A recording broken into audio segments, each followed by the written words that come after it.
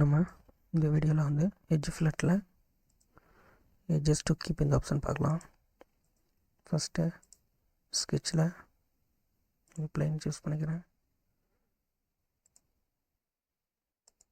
Just ஒரு line draw பண்ணிவிட்டு ஒரு பஞ்சு எக்ஸிட் பண்ணிடுறேன்.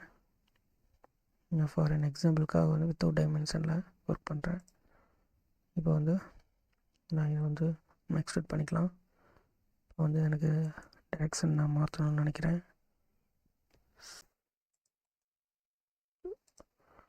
ஒய் கொடுத்துடலாம். நம்ம டைரக்ஷனில் டைமென்ஷன் வந்து ஒரு 4 mm கொடுக்குறேன். Just okay. மறுபடியும் நான் இந்த எட்ஜை செலக்ட் பண்ணி ஜெட் கொடுக்குறேன். செகண்ட் டைமென்ஷன் நமக்கு வேணாம்.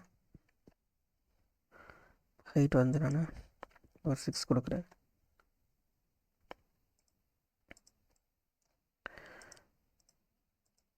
இப்போ மறுபடியும் எக்ஸ்ட்ரூட் எடுத்துகிட்டு இந்த எட்ஜை எக்ஸ்ட்ரூட் பண்ணிக்கிறேன். இங்கே வந்து ஜெட் டைரெக்ஷன் கொடுத்துட்டு இது வந்து ஒரு 10 மாற்றிடுறேன். இப்போ வந்து இதெல்லாம் ஜாயின் பண்ணிடலாம். ஜாயின் கமெண்ட் எடுத்துகிட்டு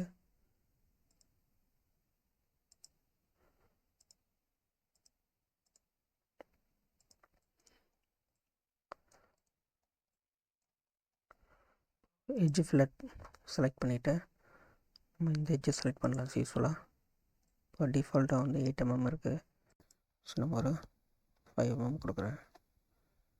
இப்போ பார்த்திங்கன்னா இங்கே வரைக்கும் வந்து ஃபில்லட் வந்து க்ரியேட் ஆகும். ஓகே. இப்போ டபுள் கிளிக் பண்ணி நம்ம எடிட் பண்ணிக்கலாம். இப்போ வந்து நான் இந்த ரேடியஸ் வந்து நான் அதிகமாக கொடுக்குறேன். 10 கொடுக்குறேன். ஸோ வந்து பார்த்திங்கன்னா இப்போ வந்து ரிவ்யூ கொடுக்கலாம். ஸோ எரர் மெசேஜ் வருது. இப்போ பார்த்தீங்கன்னா மோரில் போய்ட்டு எட்ஜஸ் டு கீப். இப்போ எனக்கு இந்த எட்ஜஸ் டு கீப் இந்த ஆப்ஷனை செலக்ட் பண்ணிட்டோன்னா இந்த ஃபில்லட் வந்து இங்கே போனாலும் இங்கே வரைக்கும் வந்தாலும் வந்து கரெக்டாக வந்து ஃபில்லட் வந்து க்ரியேட் ஆகிடும். ஜஸ்ட் வந்து ஓவர் டைமென்ஷனாக கூட நான் இப்போ ரிவ்யூ கொடுக்குறேன். ஜஸ்ட்டு இது வரைக்கும் இந்த எட்ஜஸ் வரைக்கும் வந்து க்ரியேட் ஆகிடும்.